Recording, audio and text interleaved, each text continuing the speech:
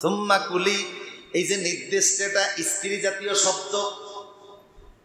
বিজ্ঞানী curl von fridge তিনিও বললেন যে কোরআনের বর্ণনার সঙ্গে তার আবিষ্কার হুবহুব মিলে যাচ্ছে। এরপরে আল্লাহ পাক বললেন, ফাসলুকি সুবুলা রব্বিকা যুলুলা, বিভিন্ন পথে তোমরা চলে যাও। একটা মৌমাছি মিনিমাম তার বাসা থেকে 10 কিলোমিটার দূর পর্যন্ত যেতে পারে। 10 কিলোমিটার দূরে যাওয়ার পরে যেখানে সে ফুলের বাগানে সন্ধান পাইল, ভাবলো এখান থেকে যেই নেকটার পুষ্পরসটা সংগ্রহ করা লাগবে, আমার পক্ষে একা সম্ভব না, কাজে আমার সাথীদেরকে এই বাগানের সন্ধান জানাতে হবে। অথচ আমার বন্ধুরা মৌচাকের ভিতরে আছে মিনিমাম এখান থেকে 10 কিলোমিটার দূরে। তখন সে উপরে উঠে একটা ড্যান্স দেয়, যেটাকে ডান্সিং ওয়াগল ডান্সিং বলা হয়। কার্ল ভন বলেন, ওয়াগল ডান্সিং দেওয়ার মাধ্যমে তার ব্রেনের ভিতরে, মাথার ভিতরে আল্লাহ একটা এন্টিনা দিয়েছেন, যে এন্টিনার সাথে সূর্যের তাপের সাথে একটা সম্পর্ক আছে। সূর্যের তাপ যখন তার মাথায় লাগে, তার মাথার এন্টিনাটা সজাগ হয়, সেখানে সে যে ড্যান্স দেয়, এই ওয়াগলের মাধ্যমে সূর্যের তাপক্রিয়ায় তার মেসেজটা তার হাজার হাজার বন্ধুদের কাছে পৌঁছে যায়। মৌমাছির নামে আল্লাহ পাক একটি সূরা দিলেন। যখন মৌমাছি সম্পর্কে আল্লাহ পাক সূরা দিলেন, তখন আরবের লোকদের ভিতরে একটা গুঞ্জন শুরু হলো যে মুহাম্মদ সাল্লাল্লাহু আলাইহি ওয়াসাল্লাম বলেন, কোরআন হলো হুদাল লিন্নাস, মানুষের হেদায়েতের গ্রন্থ, যেটা মানুষের জীবন বিন্যাস নিয়ে কথা বলবে। সেখানে আবার মৌমাছি সংক্রান্ত কথা কেন আসে? তৎকালীন লোকেরা এর গুরু রহস্য, এর উদ্দেশ্য, এর বিস্তারিত বিষয় তারা বোঝার মতো ক্যাপাসিটি ছিল না। কিন্তু আজকের বিজ্ঞান, আজকের মানব গোষ্ঠীর কাছে এই বিষয়টা একেবারে পরিষ্কার। বিশেষ করে 1973-তে 1973 সালে সর্বপ্রথম অস্ট্রীয় একজন বিজ্ঞানী কার্ল ভন ফ্রিজ, তিনি দ্য ডান্সিং বিজ নামে প্রথম একটা বই লেখেন মৌমাছির উপরে। যেই বইতে তিনি এমন তথ্য দিয়েছেন, যে তথ্যগুলি আল্লাহর কোরআনের সাথে মিলে যাচ্ছে। সুবহানাল্লাহ পড়বেন না? এবং তিনি সেই বইতে কোরআনে কারীমের সূরা নাহালের ভিতরে মৌমাছি সম্পর্কে যে তথ্য দিয়েছেন, এটা পৃথিবীবাসী জানলো 1973 সালে। যার কারণে এই অস্ট্রীয় বিজ্ঞানীকে নোবেল পর্যন্ত দেওয়া হয়েছে। তিনি নোবেল পুরস্কার পেয়েছেন মৌমাছির জীবন রেখা, জীবন বিন্যাস, জীবন চক্র সম্পর্কে তথ্য দেওয়ার জন্য। কিন্তু আল্লাহর কোরআন এর সম্পর্কে 1500 বছর আগেই বলে দিয়েছে। তখনকার আরবের লোকেরা এই গবেষণাও ছিল না, তাই তারা বলল যে মৌমাছির নামে আবার কথা বলার দরকার কি কোরআনের মতো কিতাবে। কিন্তু এটা কেন প্রয়োজন, আজকের মানুষ এটা বুঝতেছে। সুবহানাল্লাহ পড়েন। আল্লাহ পাক বলছেন, ওয়া আওহা রাব্বুকা ইলান নাহলি আনিত্তাখিযি মিনাল জিবালি বুয়ুতান ওয়া মিনাশ শাজারি ওয়া মিম্মা ইয়া'রিশুন। ওয়া আওহা রাব্বুকা, তোমার রব মৌমাছির নামে ওহী করেছেন। তার মানে মৌমাছি একটি বিচক্ষণ প্রাণী, পৃথিবীর সবচেয়ে পরিশ্রমী প্রাণী। এত পরিশ্রম করে, বিজ্ঞান বলেছে প্রতি সেকেন্ডে 200 বার সে তার ডানাটারে জাপটায়। সুবহানাল্লাহ। সেকেন্ডে যদি মৌমাছি 200 বার ডানা জাপটায়, তাহলে বোঝা গেল 1 মিনিটে 12,000 বার সে তার ডানাটারে জাপটায়। দ্য ডান্সিং বিজ নামক বইতে কার্ল ভন ফ্রিজ লিখেছেন যে মৌমাছির ভিতরে শ্রেণীবিন্যাস আছে। এরা প্রায় 3 ধরনের হয়। একটা হলো মেল বি, যেটা পুরুষ জাতীয় মৌমাছি। আরেকটা হলো কুইন বি, যেটা শাসক শ্রেণীর মৌমাছি। আরেকটা হচ্ছে ওয়ার্কার বি, যেটা কর্মী জাতীয় মৌমাছি। কোরআন বলছে যে আওহা রাব্বুকা ইলান নাহলি আনিত্তাখিযি মিনাল বুয়ুতি, মৌমাছিরা তোমরা যে বাসা বানাবা, কোথায় বানাবা? 3টা জায়গায় আল্লাহ তাদেরকে বাসা বানানোর নির্দেশ দিয়েছেন। এই একটা নির্দেশ সৃষ্টিগতভাবে তারা এখনো পালন করে যাচ্ছে। আল্লাহর নির্দেশের ব্যতিক্রম তারা করে না। অথচ আল্লাহ পাক কোরআনে আমাদেরকে 500 আদেশ করেছেন। বহু মুসলমান এমন আছে 500 আদেশের একটা আদেশও পালন করে না। তো মৌমাছিকে আল্লাহ সৃষ্টিগতভাবে একটা আদেশ করছেন যে তুমি পৃথিবীর যেখানেই অবস্থান করো, পৃথিবীর আয়তন 51 কোটি 10 লক্ষ বর্গ মাইল। এই 51,10,00,000 বর্গ মাইলের এরিয়ার ভিতরে ছোট বড় 232টা দেশ। পৃথিবীর যে কোনো দেশে যে কোনো প্রান্তে তুমি যদি বাসা বানাও 3 জায়গায় বানাবা। মিনাল বিয়ুত, মানুষের বাড়ি ঘরে তুমি বাসা বানাবা। অমিনাস সাজারে, আর গাছের ভিতরে বাসা বানাবা। মিনাল জিবালে, পাহাড়ের ভিতরে বাসা বানাবা। এর বাহিরে কিন্তু আপনারা দেখবেন না। সুবহানাল্লাহ বলবেন না? এই যে আনিত্তাখিজি, এটা মুয়ান্নাসের শব্দ। তার মানে এই মৌমাছির জীবন চক্রের অধিকাংশ কাজ, সমস্ত কাজ করে স্ত্রী জাতীয় মৌমাছিরা, লিডিং দেয় তারা। এই জন্য স্ত্রী জাতীয় মৌমাছিকে আল্লাহ অ্যাড্রেস করছেন, সিক্রেট মেসেজ দিয়েছেন যে তোমরা এই কাজগুলি করো। এরপরে কি করবা? সুম্মা কুলি মিন কুল্লি সামারাত, এরপরে তোমরা ফুল এবং ফল থেকে রস সংগ্রহ করবা। বিজ্ঞানী আইনস্টাইন বলেছেন পৃথিবীর 75% খাদ্য এবং ফসল নির্ভর করে মৌমাছির উপরে, কারণ মৌমাছি পরাগায়ন করে। সুবহানাল্লাহ বলবেন না? এই জন্য আজকের পৃথিবীতে যদি মৌমাছি ধ্বংস হয়ে যায়, পৃথিবীর 800 কোটি মানুষ মরতে মাত্র 4 বছর সময় লাগবে। 4 বছর উপরে পৃথিবীর একজন মানুষও পৃথিবীতে থাকতে পারবে না। কারণ খাদ্য হোক, ফসল হোক, ফল হোক, এর 75% নির্ভর করে মৌমাছির উপরে। ওরা পরাগায়ন করে। এক জায়গায় একটা সরিষার ক্ষেত আপনি তৈরি করলেন, 5 লাখ সরিষার গাছ হলো, 2.5 লাখ পুরুষ, 2.5 লাখ স্ত্রী। স্ত্রী এবং পুরুষ জাতীয় যে গাছগুলি, উভয়ের মাঝে যে পরাগায়ন করা হবে, আপনি তো শ্রমিক, তারা এগুলি করতে পারবেন না, মানুষের পক্ষে সম্ভব হবে না। আল্লাহ মৌমাছিকে বললেন তুমি চলে যাও, স্ত্রী জাতীয় গাছের সঙ্গে পুরুষ জাতীয় গাছের পরাগায়ন করে ফুল ফল তৈরিতে আমার বান্দাদেরকে সহযোগিতা করো। সুম্মা কুলি, এই যে নির্দেশটা স্ত্রী জাতীয় শব্দ, বিজ্ঞানী কার্ল ভন ফ্রিস তিনিও বললেন যে কোরআনের বর্ণনার সঙ্গে তার আবিষ্কার হুবহুব মিলে যাচ্ছে। এরপরে আল্লাহ পাক বললেন ফাসলুকি সুবুলা রব্বিকা যুলুলা, বিভিন্ন পথে তোমরা চলে যাও। একটা মৌমাছি মিনিমাম তার বাসা থেকে 10 কিলোমিটার দূর পর্যন্ত যেতে পারে। 10 কিলোমিটার দূরে যাওয়ার পরে যেখানে সে ফুলের বাগানে সন্ধান পাইল, ভাবলো এখান থেকে যে নেকটার পুষ্পরসটা সংগ্রহ করা লাগবে, আমার পক্ষে একা সম্ভব না, কাজে আমার সাথীদেরকে এই বাগানের সন্ধান জানাতে হবে। অথচ আমার বন্ধুরা মৌচাকের ভিতরে আছে মিনিমাম এখান থেকে 10 কিলোমিটার দূরে। তখন সে উপরে উঠে একটা ড্যান্স দেয়, যেটাকে ডান্সিং ওয়াগল ডান্সিং বলা হয়। কালবন বলেন ওয়াগল ডান্সিং দেওয়ার মাধ্যমে তার ব্রেনের ভিতরে, মাথার ভিতরে আল্লাহ একটা এন্টিনা দিয়েছেন, যে এন্টিনার সাথে সূর্যের তাপের সাথে একটা সম্পর্ক আছে। সূর্যের তাপ যখন তার মাথায় লাগে, তার মাথার এন্টিনাটা সজাগ হয়, সেখানে সে যে ড্যান্স দেয়, এই ওয়াগলের মাধ্যমে সূর্যের তাপক্রিয়ায় তার মেসেজটা তার হাজার হাজার বন্ধুদের কাছে পৌঁছে যায়। আল্লাহু আকবার। ওখান থেকে 10 কিলোমিটার দূর থেকে সূর্যের রশ্মিকে কাজে লাগাইয়া মাথায় আল্লাহর সৃষ্টি অ্যান্টিনারের মাধ্যমে সংবাদ সে পৌঁছাই দিল। ওরা আবার সাথে সাথে চলে গেল যে সব নেকটার ফ্রম দ্য ফ্লাওয়ার্স, যত ফুল আছে ফুল থেকে রসগুলি নিয়ে তারা চলে গেল। সুবহানাল্লাহ বলবেন না? এই যে রস সে নিল, কোথায় নিল? আমাদের পেটের ভিতরে স্টোমাক আল্লাহ দিয়েছেন একটা। কার্ল ভন ফ্রিস বলেন মৌমাছির পেটের ভিতরে আল্লাহ স্টোমাক দিয়েছেন 2টা। সুবহানাল্লাহ বলবেন না? একটা স্টোমাকের ভিতরে নিজের জন্য খাদ্য জমা রাখে, আর একটা স্টোমাকের ভিতরে সে নেকটার পুষ্পরসটা নিয়ে যায়। পুষ্পরসটা নিয়ে যখন সে মৌচাকে চলে যায়, তার ভিতরে এনজাইম আছে, তার সৃষ্টিগতভাবে তার ভিতরে যে আল্লাহ এনজাইম দিয়েছেন, ওই এনজাইমটা সে পুষ্পরসের সাথে মিশায়া ভিতরে আল্লাহ একটা টিউব দান করে দিয়েছেন। ওই টিউবের মাধ্যমে রসটা সে মৌচাকের ভিতরে নিজস্ব চেম্বারের ভিতরে রেখে দেয়। কি তৎকালীন আরবের লোকেরা এটা জানতো না, আজকের মানুষ জানতেছে বিজ্ঞানের আবিষ্কারের সুবাদে। তাই তারা বললো যে মৌমাছির কথা কোরআনে বলার দরকার কি? আল্লাহ বলেন দরকার আছে, তোমরা বুঝো না, ভবিষ্যৎ অনাগত মানুষ বুঝবে। সুবহানাল্লাহ বলবেন না?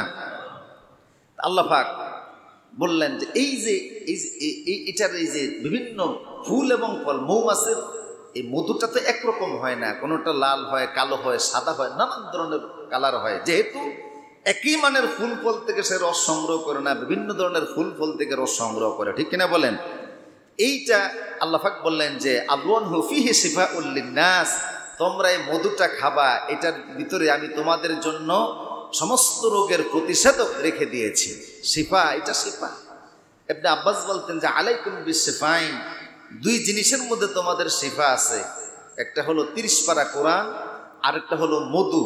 এই দুই জিনিসের ভিতরে আল্লাহ তোমাদের জন্য শিফা রেখে দিয়েছেন।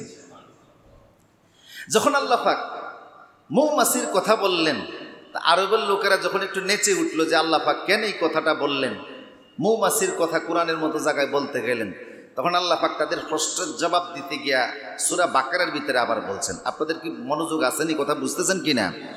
মৌমাছি সম্পর্কে আলোচনা করতে গিয়ে ওরা যখন নাক ছিটকাইলো, টিটকারি করলো, তাদের প্রশ্নের জবাব দিতে গিয়ে আল্লাহ এবার সূরা বাকারার ভিতরে বলছেন, ইন্নাল্লাহা লা ইস্তাহয়ি আন ইয়াদরিবা মাসালাম মা বাউদাতান ফামা ফাওকাহা।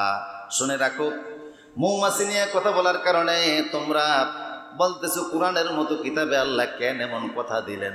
আমি আল্লাহ মশা সম্পর্কে দৃষ্টান্ত দিত কোনো রকমের লজ্জা বোধ করি না। প্রয়োজন হলে একটা তুচ্ছ প্রাণী মশা দিয়েও আমি আল্লাহ দৃষ্টান্ত দিতে পারি। এখন অবাক হয়ে গেল বিজ্ঞানীরা যে মৌমাছির কথা বাদ দিয়ে আল্লাহ এবার মশা ধরলেন কেন?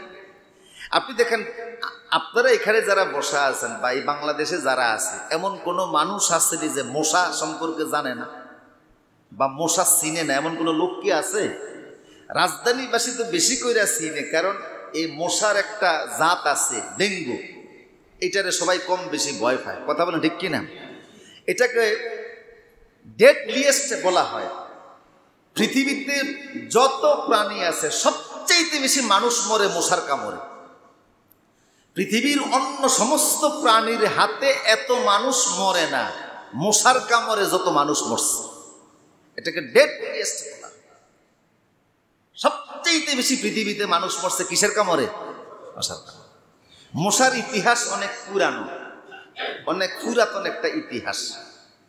ইরাকের বেবিলনে ইব্রাহিম আলাইহিস সালাম, আল্লাহ মক্কার লোকদেরকে স্মরণ করাচ্ছেন যে তোমরা না দাবি করো তোমাদের আদি পিতা ইব্রাহিম, তিনি এই মক্কার গোড়াপত্তন করেছেন, হজের উদ্বোধন তিনি করেছেন, যার সন্তানের পদধূলির নিচ থেকে জমজম বের হয়েছে, যেটা কাবার 20 মিটারের ভিতরে আছে, যার স্ত্রীর পদধূলির কারণে সাফা মারওয়া আল্লাহ নিদর্শন হয়ে গেছে, সে ইব্রাহিম, তার ইতিহাসের সাথে মশার ইতিহাস জড়িত।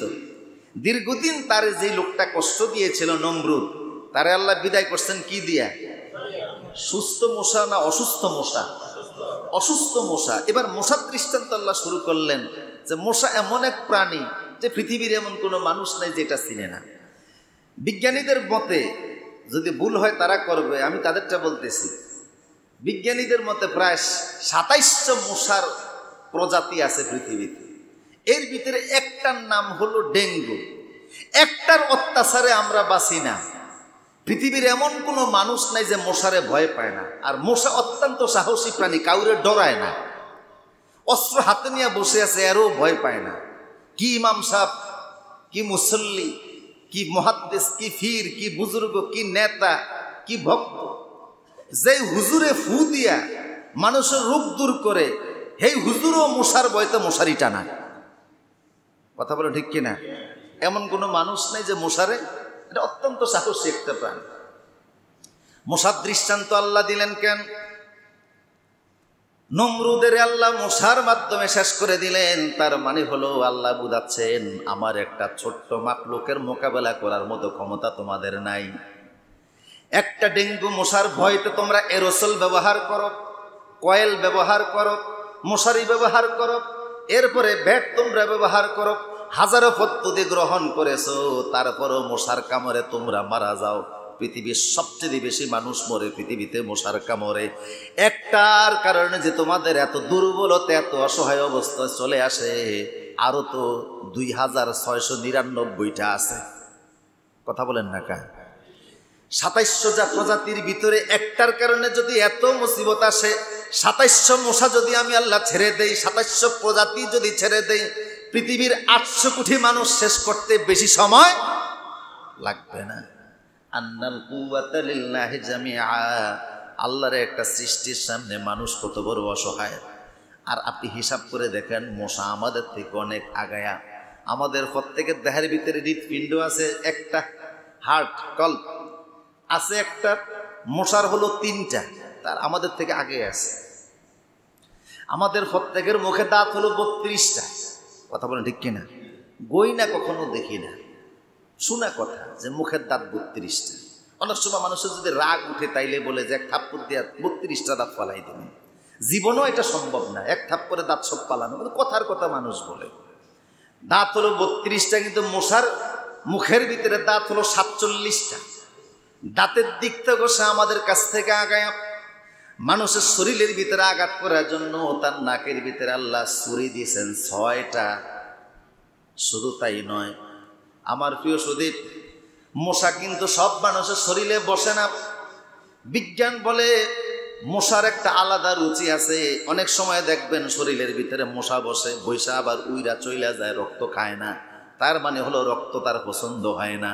কোন রক্ত খাবে কোন রক্ত খাবে না এটা বোঝার জন্য অত্যাধুনিক ডিজিটাল এক্সরে মেশিন আল্লাহ তার ভিতরে দান করে দিয়েছেন। ডিজিটাল এক্সরে মেশিনের মাধ্যমে শরীরে বৈশা সে চেক করে এই রক্তটা খাবার উপযোগী না অনুপযোগী। রুচিতে হলে পরে খায়, রুচিতে না হলে খায় না। মশা একটা তুচ্ছ প্রাণী, তারও একটা রুচি আছে, যে কোনো রক্ত খায় না। আর মানুষের মধ্যে এমন খারাপ মানুষ আছে, আপন ভাইয়ের সম্পদ খাইতো দ্বিধা করে না। কথা বলেন আছে না নাই? গরিবের হক, এতিমের হক, ভিক্ষুকের হক, অসহায় মানুষের সম্পদ খাইতো চিন্তা করে না। মশারও রুচি আছে, আশরাফুল মাখলুকাতের কোনো রুচি নাই। এমন মানুষ আছে না? মশার রুচি আছে, মশা রক্ত খাইতে মজা পায়, কিন্তু সব রক্ত খায় না। বহু মানুষ আছে নিজের বেতনে মজা পায় না, আলগা খাইতে মজা পায়। কথা বলেন আছে না নাই? উপরে সুপুরে খাইতে মজা পায়, অতিরিক্ত টাকা কামাইতে মজা পায়, নিজের বেতনের ভিতরে মজা পায় না। মশার একটা রুচিবোধ আছে, সে ডিজিটাল এক্সরে মেশিন দিয়ে পরীক্ষা করে এই রক্তটা পান করা যায় কি যায় না। যদি পান করার উপযোগী হয় তখন সে সেখান থেকে রক্তটা টেনে নেয়। কি দ্বারা টানে? তার নাকের ভিতরে আল্লাহ পাক ছুরি দিয়েছেন 6টা। কয়টা? ছুরির মাধ্যমে সে কাটে, সেখান থেকে রক্ত বের করে। এখন রক্ত যে খায়, আল্লাহর একটা কুদরত তার ভিতরে। কেন আল্লাহ মশার দৃষ্টান্ত কোরআনে দিলেন? খামাখা দেন নাই। আজকের বিজ্ঞান এটা আবিষ্কার করেছে। আপনারা দেখবেন মাঝে মধ্যে কোনো রোগী যদি হসপিটালে যায়, যদি অপারেশন করা লাগে, তাইলে দেখবেন ডাক্তার ওই জায়গাটার ভিতরে অ্যানেস্থেসিয়া করে, মানে জায়গাটার অবুঝ বানায়। অ্যানেস্থেসিয়ার প্রথম আবিষ্কার করেছেন পৃথিবীর মুসলিমদের অন্যতম বিজ্ঞানী ইবনে সিনা। তিনি প্রথম এর আবিষ্কার করেছেন অ্যানেস্থেসিয়া। অ্যানেস্থেসিয়া একটা কঠিন কাজ, যে কোনো ডাক্তার এটা করতে পারে না। অত্যন্ত সেন্সিটিভ একটা জিনিস, কারণ ছোট্ট একটা জায়গায় অপারেশন করা লাগবে। অ্যানেস্থেসিয়া এই জায়গার ভিতরেই করতে হবে। সারা শরীর ঠিক থাকবে, সারা শরীরের অনুভূতি ঠিক থাকবে, শুধু এই জায়গার ভিতরে অ্যানেস্থেসিয়া হবে। ওষুধের পরিমাণটা, ভ্যাকসিনটা, ইঞ্জেকশনটা এমনভাবে দিতে হবে, এমন মাত্রায় দিতে হবে যেন এর বাহিরে জায়গাটা না অবশ্যই। কথা বুঝতেছেন কিনা? আবার দেখা যায় সারা শরীর অপস করে ফেলে, যাদের বাইপাস সার্জারি হয়, লোকটারে বেহুশ করে ফেলে, ভিতরটাকে ফাইরা দেহটাকে আলাদা করে ফেলে। বুক একদিকে, ভিতরের নার্ভগুলি, রগগুলি আরেক দিকে, অন্য জায়গা থেকে রগ নিয়ে ওই জায়গায় লাগাইয়া কেমন জানি ক্ষতবিক্ষত দেহ হয়। আবার এক জায়গায় এটারে লাগাইয়া যদি হায়াত থেকে হুশ ফিরে আসে, হায়াত নাই তো আর হুশ আসে না, আর তার জ্ঞান ফিরে না। তাহলে অ্যানেস্থেসিয়ার নানান মাত্রা আছে। মশাকে অ্যানেস্থেসিয়া করার মতো ভ্যাকসিন আল্লাহ সৃষ্টিগতভাবে ভিতরে দিয়েছেন।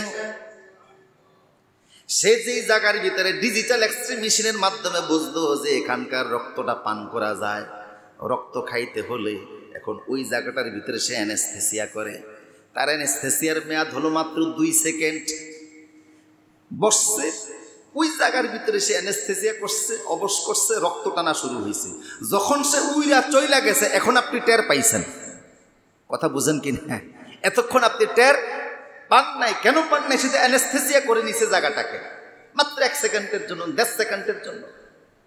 আপনি টের পাইছেন কিভাবে? অনুভূতি শক্তির মাধ্যমে। কোরআন বলছে কুল্লামা নাদিজাত জুলুদুহুম বাদদালনাহুম জুলুদান গায়রা। আমি তোমাদের অনুভূতি শক্তির জন্য সেল দিয়েছি চামড়ার ভিতরে। তো চামড়ার মধ্যে যখন মশা বসে গেছে, অনুভূতি টের পাইছে। অনুভূতি মাথার কাছে মেসেজ পাঠাইছে যে এরকম একটা মশা তো বসছে, কি করা যায়। ব্রেন আবার ফ্যাক্স করছে হাতের কাছে যে মশা একটা কামড় দিতেছে, তুই একটা থাপ্পড় দে। হাত ঘুরাইয়া থাপ্পড় দেওয়ার আগে মশা দৌড়। সাথে সাথে আপনি টের পান নাই, পরে টের পাইলেন। কারণ তার ভিতরে অ্যানেস্থেসিয়া করার মতো ভ্যাকসিন আল্লাহ সৃষ্টিগতভাবে দান করে দিয়েছেন। আর সেদিনের লোকেরা, মক্কার লোকের এটা টের পায় নাই। ১,৫০০ বছর পরে আল্লাহ পাক বিশ্ববাসী এখন বিজ্ঞানের আবিষ্কারের মাধ্যমে টের পাইল। সুবহানাল্লাহ বলবেন না? অবাক করা বিষয় হলো, পুরুষ জাতীয় মশা মানুষের রক্ত খায় না। যত কামড়ায় আর যত রক্ত পান করে স্ত্রী জাতীয় মশা, স্ত্রীবাচক যে সমস্ত মশা। এই জন্য আল্লাহ পাক বললেন ইন্নাল্লাহা লা ইস্তাহি আন ইয়াদরিবা মাসালান মা বাউদাতান। দেখেন শেষে গোলতা আছে, মানে মুয়ান্নাসের আলামত। স্ত্রী জাতীয় মশাগুলি রক্ত খায়। কোরআনের সাথে বিজ্ঞানের কি মিল দেখেন। পুরুষ জাতীয় মশার কথা আল্লাহ বলেন নাই। স্ত্রী জাতীয় মশা রক্ত পান করে, রক্ত খায়। মা বাউদা শেষে গোলতা দ্বারা মুয়ান্নাসের আলামত আল্লাহ বুঝিয়ে দিলেন, স্ত্রী জাতক শব্দ বুঝালেন যে মশার মাধ্যমে দৃষ্টান্ত দিতে আমি আল্লাহ কুণ্ঠাবোধ করি না। সুবহানাল্লাহ। মশার কথা বলার পরে এখন আরবের লোকেরা কয়, কিরে আল্লাহর কোরআন এই কয় মৌমাছির কথা, এই বলে আবার মশার কথা, কোরআন এগুলি কি শুরু করলো? এবার আল্লাহ পাক সূরা দিলেন যে আচ্ছা মশা তোমরা বুঝো না, তো তোমাদের কাছে একটা জনশ্রুত ঘটনা আছে, বনি ইসরাইলীদের ঘটনা। ইহুদিদের কাছ থেকে তোমরা বিভিন্ন পরামর্শ নিয়ে থাকো, তারা তোমাদের ধর্মীয় পরামর্শ দেয়। আরবের লোকেরা কোনো সমস্যা, রসুল কি মুহাম্মদ কি সত্য, নবী কি নবী না, এই সম্পর্কে তারা প্রায় ইহুদিদের শরণাপন্ন হইত। আল্লাহ পাক কোরআনে এখন সূরা বাকারা নামে একটা গাভী দিলেন, সূরা দিলেন। বাকারা নামে, গাভীর নামে কি দিলেন? একটা লম্বা সূরা দিলেন। এখানে আল্লাহ পাক বেশ আয়াতে একেবারে 59 থেকে নিয়ে শুরু করে 73 নম্বর আয়াত পর্যন্ত লম্বা গাভীর আলোচনা তুলে ধরলেন যে এটা তো তোমাদের জানাশোনা। তোমাদের ইহুদিদেরকে জিজ্ঞেস করে দেখেছো, তাদের এলাকার ভিতরে একটা ঘটনা ঘটেছিল। এক লোক খুব ধনাঢ্য লোক ছিল, সম্পদশালী ছিল, বিশাল বড় অর্থের মালিক ছিল। তার কোনো উত্তরাধিকারী ছিল না। সেই লোকটা, তার একটা ভাতিজা ছিল উত্তরাধিকারী। সে ভাবলো চাচা মরে গেলে তো সব সম্পত্তি আমি পাবো। তখন সে নিজে চাচাকে হত্যা করে অন্য বাড়ির সামনে নিয়ে লাশটা রেখে আসে। সকালবেলা নিজেই বলছে যে আমার চাচাকে কে মেরেছে, আমি এটার ক্ষতিপূরণ চাই।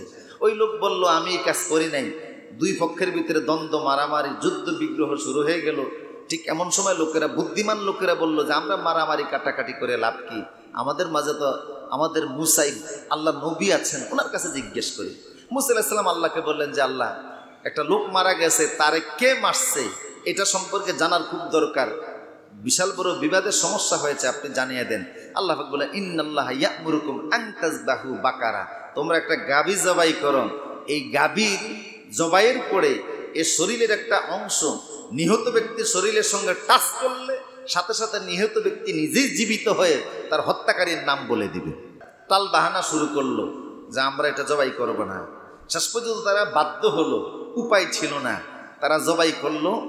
গাভীর একটা অংশ নিহত ব্যক্তির শরীরে টাচ করার সাথে সাথে সে জিন্দা হয়ে বলে দিল যে আমারে হত্যা করছে আমার আপন ভাতিজা সম্পত্তির লোভে। যেহেতু কেউ কাউর হত্যা করলে সে ওয়ারিশ থেকে বঞ্চিত হয়, তখন আর ভাতিজাকে সম্পদ দেওয়া হলো না, কেসাস গ্রহণ করা হলো। আর ওই লোকটা আবার তাৎক্ষণিক মরে তারে দাফন করে দেওয়া হলো। এই গাভীর ঘটনা আল্লাহ পাক উল্লেখ করে বললেন মশা বুঝো না, মৌমাছির অলৌকিকত্ব বুঝো না, এখন তোমাদের জানা শোনা গাভীর নামে সূরা দিলাম। তারা কয় আরেকটু পরিষ্কার হলে ভালো হতো। তখন আল্লাহ পাক এবার আরো বড় মানের একটা প্রাণী হাতির নামে একটা সূরা দিলেন। বলুন তো কোন সূরা? সূরা ফিল পড়েন। আলাম তারা কাইফা ফাআলা রাব্বুকা বিআসহাবিল ফিল আলাম ইয়াজআল কাইদাহুম ফি তাদলিল। হে রাসূল, আপনার জন্মের মাত্র 50 দিন পূর্বের একটা ঘটনা, আজকে কোরআনের এই প্রাণী সম্পর্কে যে কথা আমি বলছি এটা নিয়ে যারা বিবাদ করতেছে, এদের সবার জানা যে আব্রাহা ইয়েমেনের সানা থেকে সে আসছে মক্কা ধ্বংস করতে।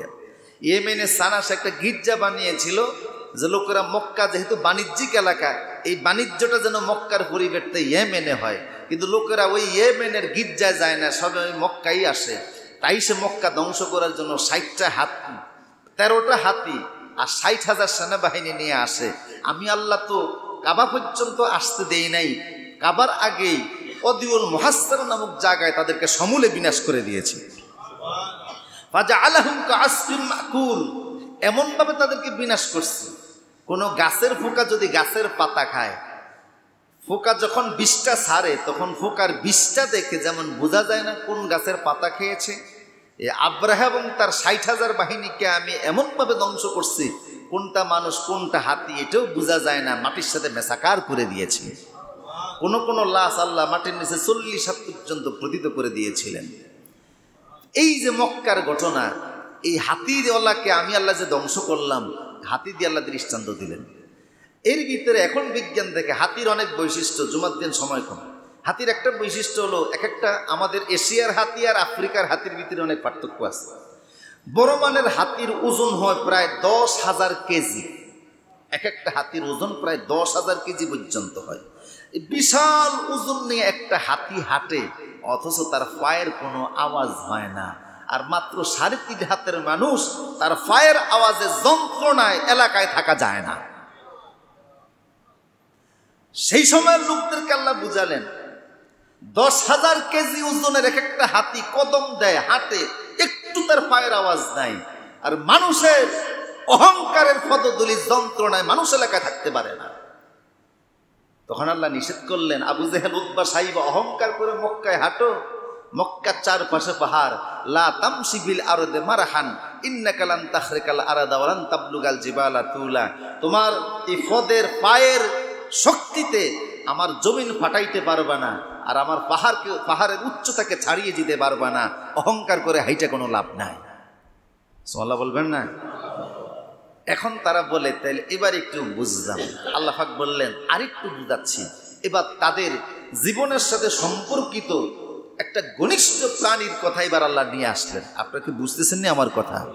এবার আল্লাহ পাক বললেন, আফালা ইয়ানজুরুনা ইলাল ইবিলি কাইফা খুলিকাত ওয়া ইলাস সামাই কাইফা রুফিআত ওয়া ইলাল জিবালি কাইফা নুসিবাত ওয়া ইলাল আরদি কাইফা সুতিহাত। হে মক্কার লোকেরা, ব্যবসা উপলক্ষে প্রতি বছর তোমরা সিরিয়ায় যাও, শীতকালে যাও, গ্রীষ্মকালে যাও, ইয়েমেন দেশে যাও, সিরিয়াতে যাও। চলার জন্য তোমাদের কোনো গাড়ি নাই, একটাই হলো তোমাদের বাহন, সেটা হলো উট। মৌমাছির নামে কথা বলেছি, তোমরা বুঝো নাই। মশার নামে কথা বলেছি, বুঝো নাই। গাভীর নামে দৃষ্টান্ত দিয়ে বুঝিয়েছি, বুঝার চেষ্টা করো নাই। এরপরে আমি আল্লাহ হাতির নামে বলেছি, সেটাও তোমরা তেমন বুঝো না। এবার উট নিয়ে তোমাদেরকে বলতেছি, তোমাদের বাহন হলো একমাত্র উট। তোমাদের দেহের ভিতরে তোমরা পানি পান করো, পানিটা ভিতরে রাখার জন্য তোমাদের একটা রিজার্ভ ট্যাঙ্কি আছে, কিন্তু পেশাবের মাধ্যমে সব পানি তোমাদের বের হয়ে যায়। ওর যে আমি আল্লাহ তোমাদের সাথের সঙ্গী বানিয়ে দিলাম, সেটার দেহের ভিতরে 2টা রিজার্ভ ট্যাঙ্কি আছে। সে যখন কোথায় রওনা দেয়, দোনোটা ট্যাঙ্কি পানি দ্বারা ভরপুর করে নেয়। কারণ মরুভূমির শত শত মাইল চলা লাগে, দৌড়ানো লাগে, হাঁটা লাগে। এই শত শত মাইলের ভিতরে পানির কোনো ব্যবস্থা থাকে না। তোমরা তোমাদের সাথে রাখা চামড়ার থলির ভিতরে করে যে পানিটা থাকে, সেই পানি পান করে তৃষ্ণা নিবারণ করো। কিন্তু মরুভূমির জাহাজ সে যাবে কোথায়? তখন সে বালির ভিতরে মাথা ঢুকায়া 7 দিন 8 দিন পর্যন্ত পড়ে থাকে। এক ফোঁটা তার পানি তার ঠোঁটে দেওয়া লাগে না। দেহের ভিতরে যে 2টি রিজার্ভ ট্যাঙ্কি আমি আল্লাহ সৃষ্টিগতভাবে তার ভিতরে দান করে দিয়েছি, ওই রিজার্ভ ট্যাঙ্কি থেকে পানি টেনে টেনে সে তার চাহিদাটা মিটিয়ে নেয়। দেখো তোমাদের জীবন সঙ্গী উট, উটের মাধ্যমে দৃষ্টান্ত আমি আল্লাহ দিলাম উট কিভাবে তোমাদের জীবনের সঙ্গে ঘনিষ্ঠ হয়েছে। এরপরে যেই পথ চলে তোমরা যাও, ওয়াইলাস সামায়ে কাইফা রুফিয়াত, আমার আকাশের দিকে তাকিয়ে দেখো আকাশটা কি সুন্দর ছাদবিহীন আমি আল্লাহ করে দিয়েছি। ওয়াইলাল আরদি কাইফা সুতিহাত, জমিনের দিকে তাকিয়ে দেখো জমিনটা সমান্তরাল করে দিয়েছি। পাহাড়ের দিকে তাকিয়ে দেখো চারপাশের গিরিপথ আমি আল্লাহ দিয়েছি। আমার এই চারটা জিনিসের বাউন্ডারির ভিতরে চলাফেরা করে আমি আল্লাহ সম্পর্কে কি তোমাদের বুঝ আসে না? আল্লাহু আকবার। তোমাদের কি বুঝ আসে না? দেখো না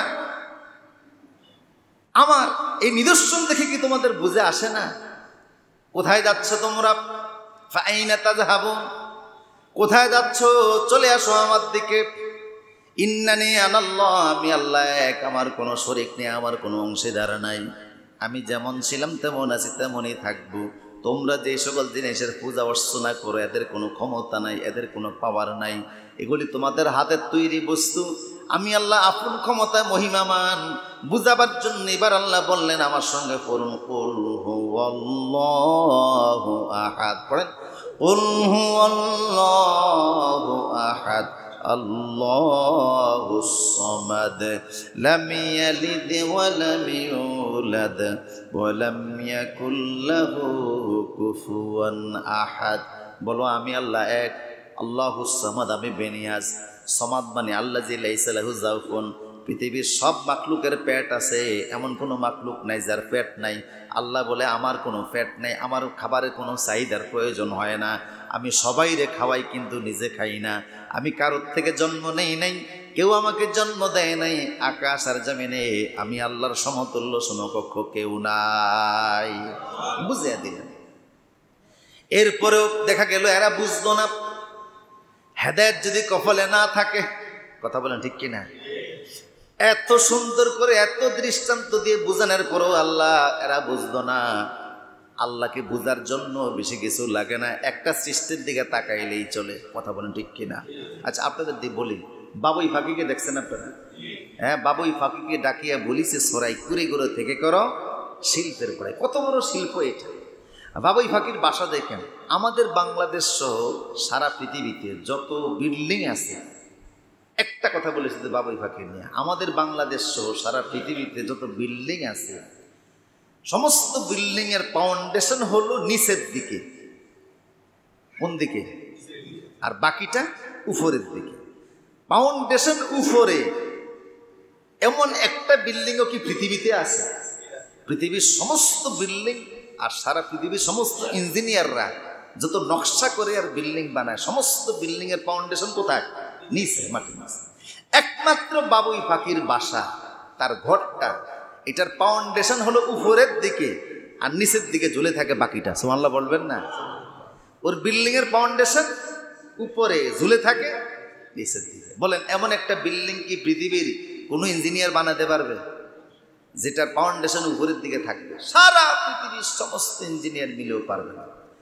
বাবুই ফাঁকির বাসার মতো একটা বানানো তো দূরের কথা, এই বাসাটাকে যদি খুলতে বলা হয় ঠিক মতো খুলতে পারবে না, সিঁড়ি একাকার করে ফেলবে। ঠিক কিনা বলেন? দেখছেন নি ওর বাসাটা?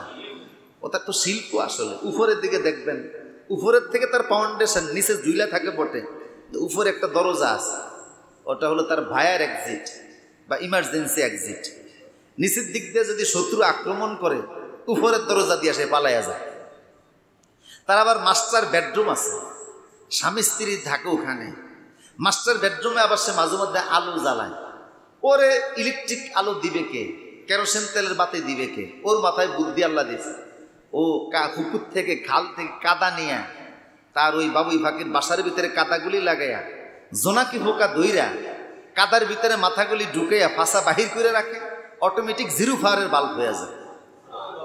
রাত্রে চেহারা দেখতে সুবিধা হয়, আলোতে নিজেকে নিজে দেখে। আল্লাহ সৃষ্টি। আল্লাহ পাক বলছেন হাযা খালকুল্লাহ, এটা আমার সৃষ্টি। দেখো তো হাল তারা মিন ফুতুর, আমার সৃষ্টির নৈপুণ্যতার মধ্যে কোনো ভুল আছে কিনা? না, কোথায়ও নাই। আমার প্রিয় সুদীপ, এমন দৃষ্টান্ত দিয়ে বলার পরেও যখন লোকেরা বুঝলো না, আল্লাহ পাক বললেন ইউদিল্লু বিহি কাসীরা ওয়া ইয়াহদি বিহি কাসীরা। আমার কোরআনের মাধ্যমে সবাই হেদায়েত পায় না, কিছু লোকেরা হেদায়েত পায়, তারা বলে আমার না, মেনে নিলাম, ওসাল্লাম না, আমরা আনুগত্য করলাম। আর কিছু লোকেরা বললে আমরা মানলাম না। আল্লাহ বলে হেদায়েত নেই, তাই এত নিদর্শন দেখার পরেও তাদের মানা নসিব হয় না। আমার শুধু এইভাবে করে ফরফর 5টি সূরা প্রাণীর নামে আল্লাহ 5টি সূরা দিলেন। কয়টা প্রাণীর নামে? 5টা। গাভীর নামে সূরা দিলেন, হাতির নামে সূরা দিলেন, মাকড়সার নামে সূরা দিলেন, মৌমাছির নামে সূরা দিলেন, ফিফরার নামে সূরা দিলেন। এই প্রাণীর নামে সূরা কয়টা? 5টা।